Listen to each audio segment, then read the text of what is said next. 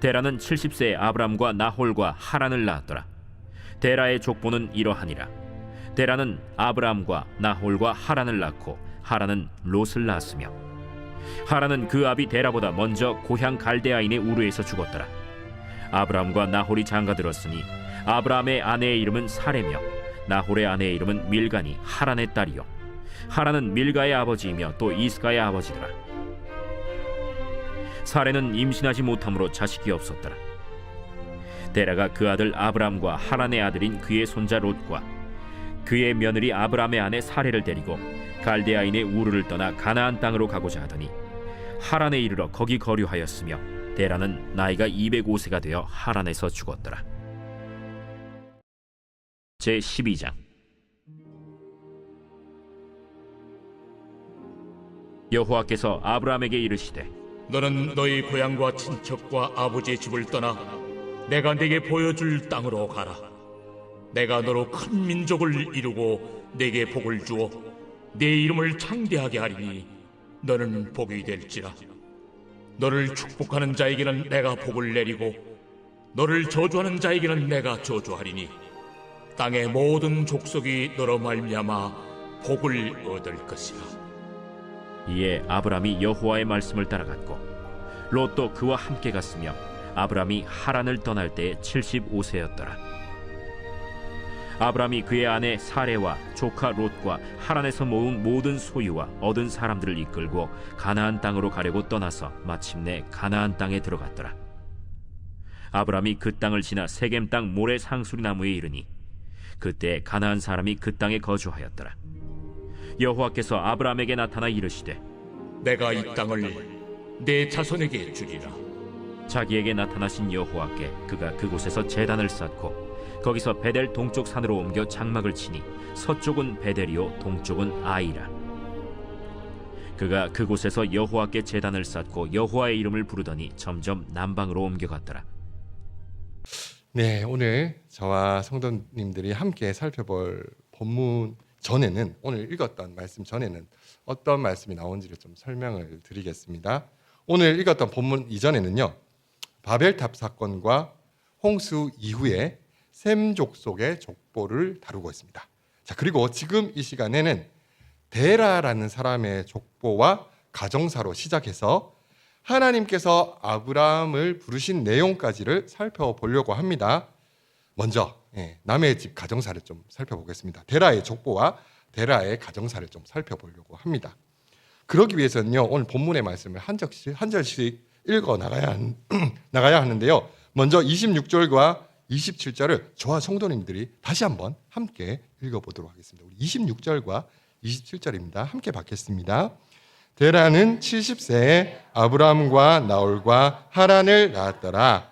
데라의 족보는 이러하니라. 데라는 아브람과 나홀과 하란을 낳고 하란은 롯을 낳았으며. 자, 여기서 그 데라의 가정에, 이 데라에게는 세 아들이 있었다는 것을 우리가 알 수가 있습니다. 그 아들의 이름은 아브람, 나홀, 하란입니다. 계속해서 28절을 제가 읽어드리겠습니다. 하란은 그 아비 데라보다 먼저 고향 갈대아인의 우르에서 죽었더라. 자, 데라의 아들 중 하란이 그의 아버지 데라보다 먼저 죽었다는 것을 기억하며 계속해서 29절을 보시겠습니다. 29절에는 이렇게 말씀합니다. 아브람과 나홀이 장가들었으니 아브람의 아내의 이름은 사레며 나홀의 아내의 이름은 밀가니 하란의 딸이요 하란은 밀가의 아버지이며 또 이스가의 아버지더라. 자, 여기서도 이 데라라는 가족의 가정사의 한 면을 볼 수가 있습니다. 먼저 이 나홀이 자신의 형제인 하란의 딸 밀가와 결혼한 것을 봤을 때 이 당시에는 친족 간의 결혼이 흔한 일이었음을 우리가 확인할 수가 있습니다. 창세기 20장 11절을 보아도 아브라함이 자신의 아내 사레를 이복 누이라고 그렇게 이야기하는 장면이 나옵니다. 그리고 어떤 학자들은 말하기를 29절에 나오는 이스가라는 사람이 딱 한 번 나오는데 성경에 이 이스가가 사레의 다른 이름일 것이다라고 이야기하는 학자들도 있습니다. 자, 여기서 또 한 가지 알 수 있는 사실이 있는데 그것은 사라와 밀가라는 이름을 통해서 이 데라 가족의 종교적 배경을 또 우리가 짐작을 할 수가 있습니다. 사라와 밀가라는 이름은 여왕, 왕녀라는 뜻도 있지만 이 이름들이 사라투, 말카투라는 달신의 아내와 달신의 딸을 의미하는 이름으로 보기도 합니다. 자, 이를 통해서 데라는 달신을 숭배하는 것과 관련된 일을 했을 것이라고 우리는 추측해 볼 수가 있는 것입니다. 실제로 데라의 가족이 살았던 우르와 하란 모두가 달신을 섬기는 신앙의 중심지였다고 합니다. 고고학적으로도. 자, 그리고 이 내용은 뒤에 여호수아에서도 언급이 되는데요. 여호수아 24장 2절에 그 내용이 나오는데요. 혹시 저와 성도님 같이 한번 읽어보도록 하겠습니다. 함께 읽겠습니다. 여호수아가 모든 백성에게 이르되 옛적에 너희의 조상들 곧 아브라함의 아버지 강 저쪽에 거주하여 다른 신들을 섬겼으나, 자, 이렇게 이 말씀을 보면은 여기서 잠깐 데라를 언급하고 있는 것을 볼 수가 있습니다. 네, 이것으로 데라는 이방신을 섬겼다는 사실과 그것이 특별히 달신이었다라고 우리는 추측할 수가 있는 것입니다. 자, 이번엔 또 30절을 보시겠습니다. 30절에는 이렇게 나옵니다. 사레는 임신하지 못함으로 자식이 없었더라. 여기에 데라 가족의 아주 가슴 아픈 가정사가 나오는데요. 자녀가 없는 가정에서 자녀를 원하는 것은 뭐 오늘날에도 대단히 간절한 일이긴 하지만 그 당시 이 아브람 당시의 부족 사회 때는 더했습니다.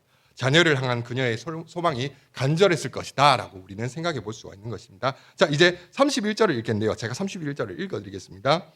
데라가 그 아들 아브람과 하란의 아들인 그의 손자 롯과 그의 며느리 아브람의 아내 사레를 데리고 갈대아인의 우르를 떠나 가나안 땅으로 가고자 하더니 하란에 이르러 거기 거류하였으며. 자, 이 말씀을 보시면요, 이 데라가 아브람과 그의 조카 롯과 아브람의 아내 사레를 데리고 우르를 떠나 가나안 땅으로 가려고 했습니다. 자, 그러다가 하란에 이르러 거기에 머무르게 되었다고 나옵니다. 자, 이때 간 사람은 데라가 갔을 거고, 그죠? 데라 갔고 아브람, 사레, 롯이 갔습니다. 자, 그러면 데라에게 또 한 명의 아들이 있었잖아요. 그 아들이 하란은 이미 죽었고, 그죠? 그 나홀이 있었어요, 그죠? 나홀. 예, 이 나홀은 하란에 갔을까요, 안 갔을까요? 그의 아내 밀가는 이 데라, 아브람, 사레, 롯과 함께 갔을까요, 안 갔을까요? 안 갔을 것 같잖아요, 그죠? 여기 이 본문만 보면 정말 그렇게 느껴지는 것 같습니다.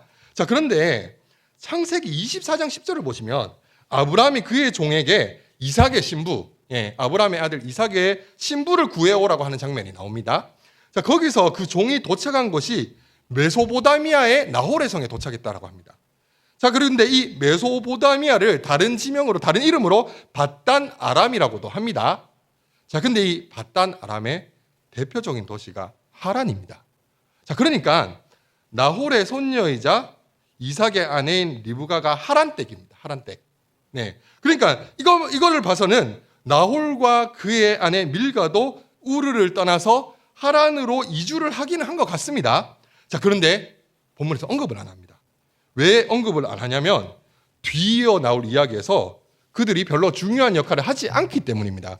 자, 아브람은 이제 창세기 12장부터 나오는 이야기의 중심 인물이 될 것입니다. 사레와 그의 조카 롯도 비중 있게 등장을 하게 됩니다. 그런데 아무리 비중이 없다고 해도 언급조차 하지 않는 것은 사실 나홀과 밀가 입장에서는 좀 섭섭한 일이 아니겠습니까? 기분 상할 수 있는 그런 일인 것 같습니다. 자, 그런데 이 두 사람보다 더 섭섭할 사람이 오늘 본문에 나옵니다. 바로 데라인데요. 오늘 본문 32절을 저와 성도님들이 함께 받도록 하시겠습니다. 함께 32절의 말씀을 읽겠습니다. 데라는 나이가 205세가 되어 하란에서 죽었더라. 자, 지금부터 피곤한 우리의 뇌를 깨우기 위해서 산수를 한번 해보도록 하겠습니다. 예. 오늘 읽은 창세기 11장 26절에서 데라가 그 70세의 아브람을 낳았어요. 70세의 아브람을 낳았다고 기록을 하고 있습니다. 자, 그리고 창세기 12장 4절을 보시면 아브람이 하란을 떠날 때가 75세였습니다. 자, 그렇다면 아브람이 하란을 떠날 때 데라의 나이는 몇 살이었을까요? 다시 한번 말씀드릴게요. 데라가 70세의 아브람을 낳았어요. 자, 근데 아브람이 이 데라를 떠나서, 이 하란을 떠나서 갈 때가 아브람의 나이가 75세였어요. 자, 그러면 이때 데라의 나이는 몇 살이었어요? 145세. 정답입니다. 네, 145세. 감사합니다. 자, 근데 문제가 아직 끝나지 않았습니다. 데라가 145세 때 아브라함이 하란을 떠났고 데라가 205세까지 살았습니다. 그러면 아브라함이 하란을 떠나고 나서 데라는 몇 년을 더 살았을까요? 60세. 이제 내가 깨어나는 것 같습니다. 빨리빨리 이렇게 대답을 해주셔서 감사합니다. 자, 60년을 더 살았죠, 그죠? 자, 그게 언제까지냐면 아브라함의 나이가 135세가 될 때까지 이 데라는 살아 있었다는 것입니다. 이 사라가 127세에 죽어요. 그런데 아브라함의 나이가 135세라면 사라가 죽기 2년 전이거든요. 사라가 죽는 내용이 창세기 23장에 나옵니다. 23장 1절부터 이제 사라가 죽는 내용이 나오는데 창세기가 만약에 시간의 흐름에 따라 기록되었다 치면은 데라는 최소한 창세기 22장까지는 살아 있었거든요. 예. 아직 두 눈 시퍼렇게 뜨고 있는데 살아 있는데 11장에서 벌써 데라가 죽는 얘기를 하고 있는 거예요. 자, 오늘 본문은 데라의 족보, 그러니까 데라의 후예라는 말로 시작을 하고 있습니다. 아브라함이 데라를 떠나기는 했지만 11장 족보상에서 가장은 분명히 데라거든요. 그래도 명색이 가장인데 데라의 죽음을 22장에 가서 소개하는 것이 아니라 11장에 배치해서 그의 이야기를 급하게 마무리해버리고 있는 거래요. 마무리해버린 것입니다. 그런데 이런 비슷한 경우가 뒤에 창세기 뒷부분에도 또 나옵니다. 창세기 25장을 보시면 25장 12절부터 이스마엘 족보가 나오고요. 그리고 그 뒤에 19절부터 이삭의 족보와 그의 가족사가 나옵니다. 자, 그러니까 이스마엘이 나오고 이삭이 나왔습니다. 그리고 창세기 36장에서 에서의 족보가 나오고 37장에 그러니까 뒤에서 야곱의 족보가 나옵니다. 이게 찬물도 위아래가 있어가지고 나이 순으로 소개하는 게 아니라 창세기에서는 덜 중요한 내용들을 먼저 다루는 특징이 있습니다. 그러니까 덜 중요한 이야기인 데라의 이야기, 이스마엘과 에서의 이야기를 하고 먼저 마무리하고 나서 본론으로 들어가겠다는 것입니다. 여기에는 중요한 상징적인 의미가 있는데요. 제가 한 가지 비유를 통해서 설명해 보겠습니다. 째깍째깍 돌아가는 시계가 있습니다. 이 시간을 알려줘야 할 이 시계가 멈췄을 때 제가 어렸을 때 들었는데 어른들이 시계가 죽었다라고 말하는 것을 들은 적이 있습니다. 여전히 바늘도 달려있고 숫자도 적혀 있어서 시계의 모양은 하고 있지만 더 이상 시간을 알려주지 못하는 시계. 시간을 알려주는 시계의 존재 목적을 잃어버린 시점에서 시계는 죽은 것이 맞습니다. 자, 그런데 성경에서 죽음을 보는 관점도 비슷합니다. 하나님께서 원하시는 목적에 맞게 살아가는 사람들, 바로 하나님의 말씀에 순종하는 사람들은 하나님께서 보시기에 살아있는 사람들입니다. 자, 하지만 그렇지 않은 사람들, 하나님의 목적에 맞게 살지 못하는 자들은 하나님께서 보시기에 죽은 자라는 것입니다. 하나님께서 보시기에 하나님의 말씀을 따라 가나안을 향해 떠난 아브라함의 가족들은 살아있는 것이지만 하란에 정착했던 데라는 그곳에서 죽은 것으로 볼 수 있다는 것입니다. 이후에 데라의 행적에 대한 기록이 없기 때문에 그가 하란에서 어떻게 살았는지 알 방법은 없습니다.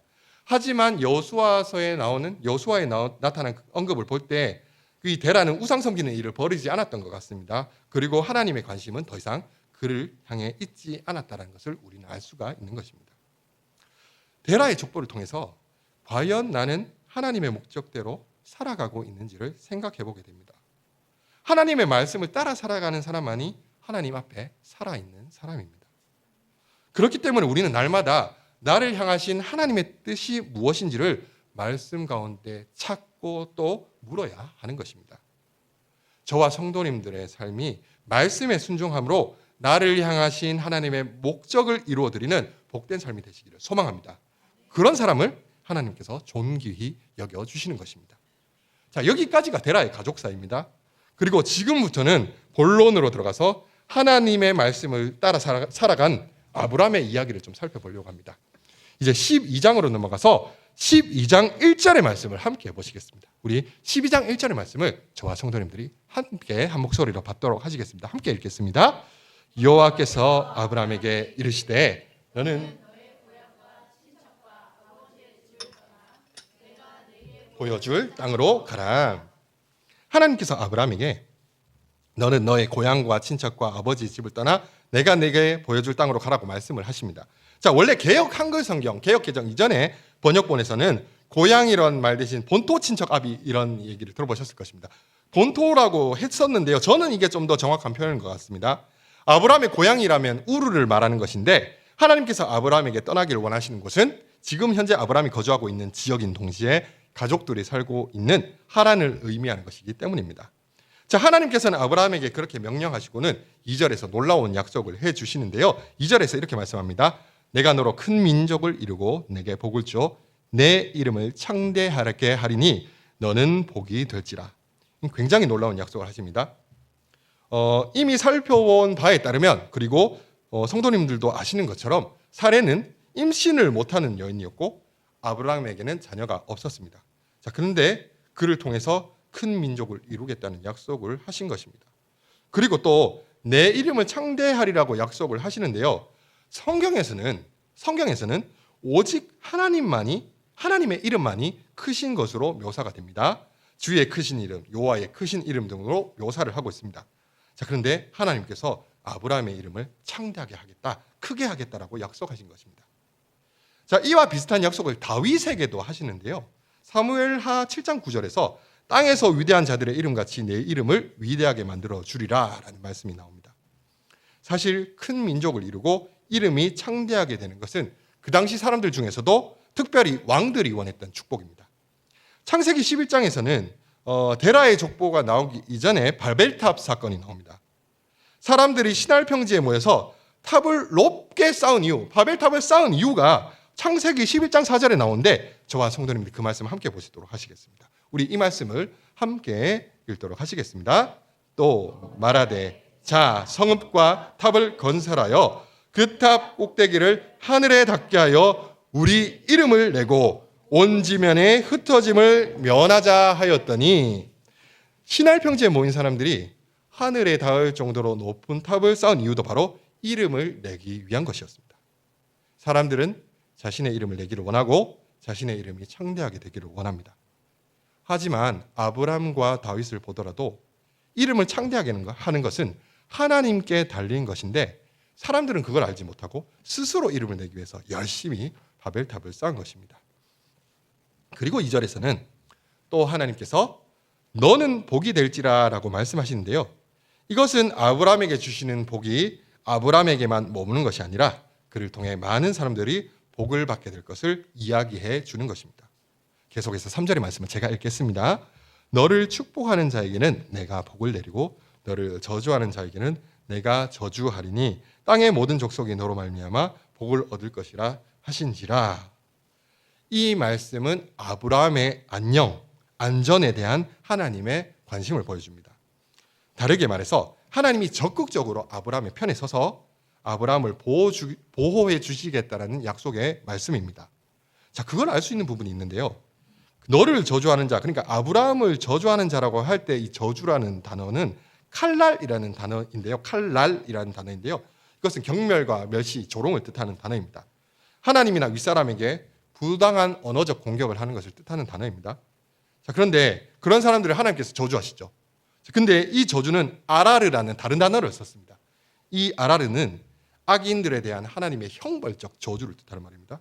결국 아브라함을 향해서 손가락질하면서 조롱했다가는 경멸했다가 하나님의 저주의 형벌을 받게 된다는 것입니다. 이것은 뭐 눈에는 눈 정도가 아니라 완전 되로 주고 말로 받는 그런 상황인 것입니다.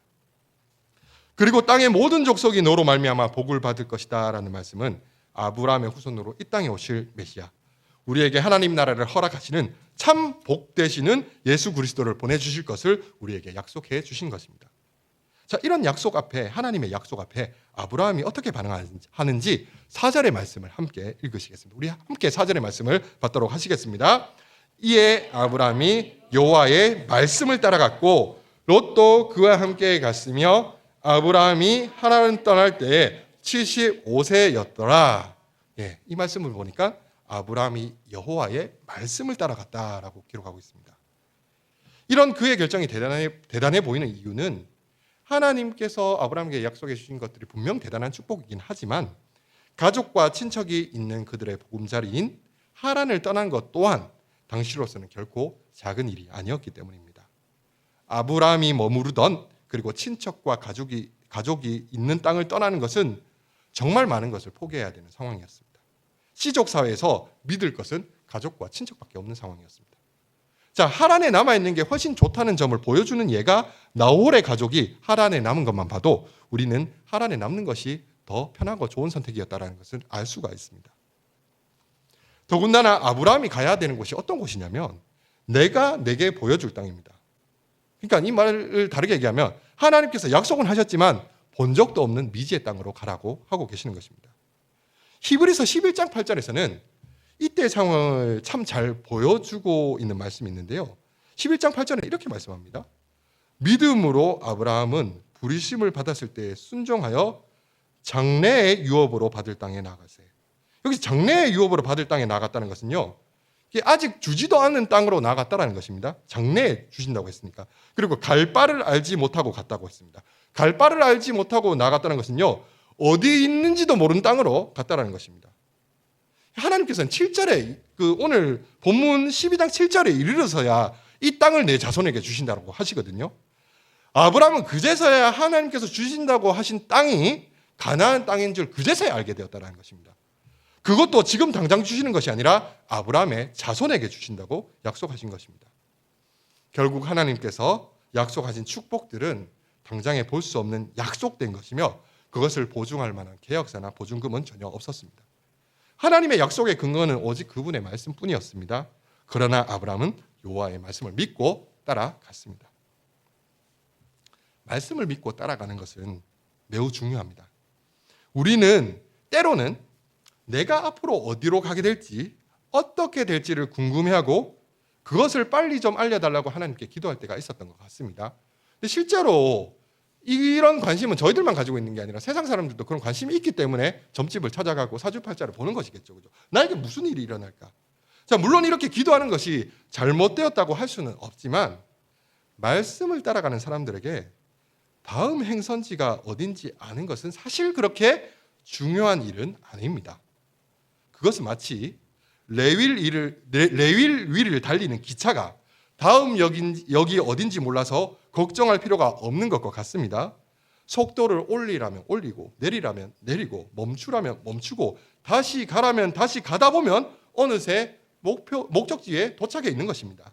그저 하나님의 말씀이 이끄시는 대로 순종하며 따라가며 사는 것이 바로 우리 그리스도인들의 삶인 것입니다. 그런데 아브라함이 하란을 떠날 때 그의 조카 롯도 그와 함께 가는 것을 보게 됩니다. 이걸 보면 롯도 참 믿음이 좋아 보이는데요. 과연 롯도 아브라함과 같이 하나님의 말씀을 따라갔을까요? 롯의 아버지 하란이 그의 아버지 데라보다 먼저 죽은 것을 우리가 앞에서 살펴봤었습니다. 그리고 아브라함은 무자했기 때문에 많은 사람들이 롯은 사실상 아브라함의 양자가 되었을 것이라고 추측하고 있습니다. 그렇다면 롯은 아브라함의 상속자나 다름이 없습니다. 따라서 롯은 아브라함의 재산을 물려받기 위해서라도 그를 따라갈 수밖에 없었습니다. 그로서는 아브라함을 따라가는 편이 이득이었습니다. 롯은 말씀을 따라간 것이 아니라 아브라함을, 이익을 따라갔던 것입니다. 이 롯에 대한 평가가 너무 야박하다고 생각하실 수도 있겠지만 성도님들께서도 이 롯이 언제 무엇 때문에 아브라함으로부터 떠나갔는지를 잘 알고 계실 것입니다. 창세기 13장에서 롯의 소유가 아브라함과 그의 가축과 함께 머무를 수 없을 정도로 넉넉해졌을 때 함께 있을 수 없게 되니까 아브라함이 롯에게 어디로 갈지를 먼저 정하라고 선택권을 줍니다. 그리고 롯은 주저없이 아브라함을 떠나갑니다. 그 편이 자신에게 더 이익이 되었기 때문입니다. 그래서 간 곳이 소돔입니다. 소돔. 롯에게 하나님의 말씀과 약속은 그렇게 중요하지가 않았던 것입니다. 계속해서 우리 5절과 6절의 말씀을 저와 성도님들이 함께 받도록 하시겠습니다. 함께 읽겠습니다. 아브라함이 그의 아내 사레와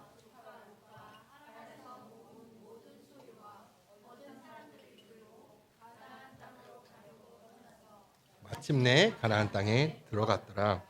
아브라함이 그 땅을 지나 세겜 땅 모래 상수리 나무에 이르니 그때에 가나안 사람이 그 땅에 거주하였더라. 아멘. 아브라함이 마침내 도착한 가나안 땅에는 가나안 사람이 거주하고 있었습니다. 인천에 가보니 인천 사람들이 살고 있는 것과 같은 것이기 때문에 그렇게 놀랄 만한 일은 아닙니다. 자, 근데 문제는 이 말이 뭘 뜻하냐면 그곳에 이미 주인이 있었다는 것입니다. 그리고 또 너무 당연하지만 아브라함이 왔다고 해서 여기 사십시오라고 땅을 내주는 사람은 한 사람도 없었습니다. 사실 이 대목에서 아브라함은 자기가 속았다고 분통을 터뜨려야 될 것 같은데 아브라함이 어떻게 행동하는지 7절과 8절을 제가 읽어드리겠습니다. 여호와께서 아브라함에게 나타나 이르시되 내가 이 땅을 내 자손에게 주리라 하신지라. 자기에게 나타나신 여호와께 그가 그곳에 제단을 쌓고 거기서 베델 동쪽 산으로 옮겨 장막을 치니 서쪽은 베델이요 동쪽은 아이라. 그가 그곳에서 여호와께 제단을 쌓고 여호와의 이름을 부르니. 자, 아브라함은 오히려 그곳에 제단을 쌓고 하나님께 예배를 드리는 모습을 보게 됩니다. 그가 그렇게 할 수 있었던 것은 그가 내가 이 땅을 내게 자손에게 주리라는 하나님의 말씀을 믿었기 때문입니다. 비록 당장은 주인이 있는 땅이지만 내 것이 아닌 것 같지만 오직 하나님의 말씀에 근거해서 반드시 주실 것이라는 믿음을 가졌던 것입니다. 여기서 다시 한번 11장의 바벨탑 사건을 떠올리게 됩니다. 창세기 11장의 사람들도 뭘 쌓기는 쌓았는데 하나님을 위한 제단을 쌓은 것이 아니라 자신들을 위한 탑을 쌓았습니다. 오늘날에도 자신의 탑을 쌓기 위해 노력하는 사람들이 참 많이 있습니다. 그것을 통해 자신의 이름을 내기를 원하는 사람들이 있습니다. 그들은 자기 자신을 예배하는 사람들입니다. 그들은 약속을 믿는 것이 아니라 자신의 힘을 믿는 사람들입니다. 하지만 그렇게 쌓은 탑은 하나님께서 한번 흩으시면 끝입니다. 누가복음 12장에 보면 어리석은 부자 이야기가 나오는데요. 거기서 나오듯이 하나님께서 우리를 부르시는 순간 결국 자신들이 쌓아놓은 것은 아무것도 누리지 못하고 원하는 것은 얻지도 못하고 하던 일을 그만두고 갈 수밖에 없는 것입니다. 하지만 그리스도인들은 자신을 위해 탑을 쌓는 것이 아니라 하나님의 말씀을 믿고 하나님을 위한 제단을 쌓는 사람들입니다.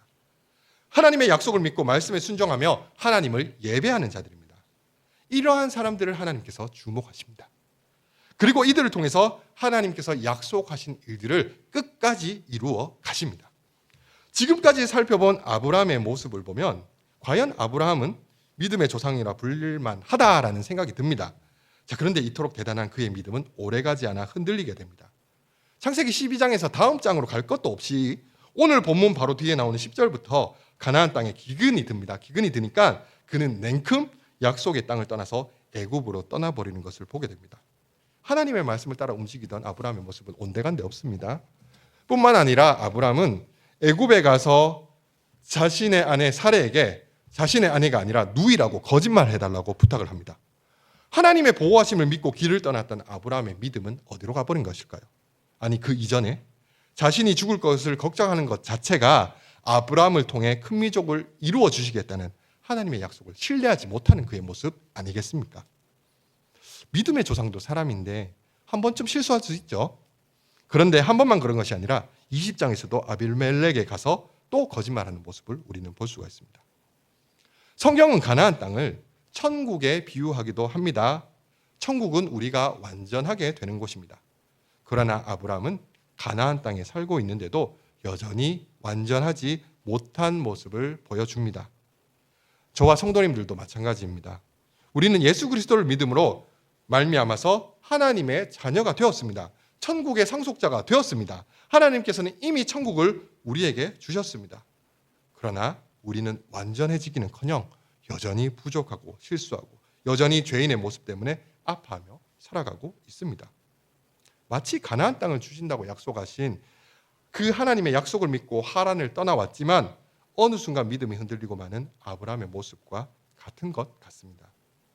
그럼에도 우리가 아브라함을 믿음의 조상으로 부를 수 있는 이유를 믿음장이라 불리는 히브리서 11장으로부터 찾을 수 있습니다. 히브리서 11장 9절의 말씀을 제가 읽어드리겠습니다. 믿음으로 그가 이방의 땅에 있는 것 같이 약속의 땅에 거류하여 동일한 약속을 유업으로 함께 받은 이삭 및 야곱과 더불어 장막에 거하였으니. 아멘. 이방의 땅에 있는 것 같이 약속의 땅에 거류하였다. 이방의 땅에 있는 것 같이 약속의 땅에 거류하였다는 것은 그가 가나안 땅에서 나그네처럼 살았다는 것입니다. 아브라함은 정말 나그네처럼 살았습니다. 그는 가나안 땅에 살면서도 그의 생전에 가나안 땅을 소유하지 못했습니다. 그나마 소유로 가질 수 있었던 게 자신의 아내 사라를 장사 지냈던 막벨라 굴이었는데 그것도 엄청 힘들게 샀습니다.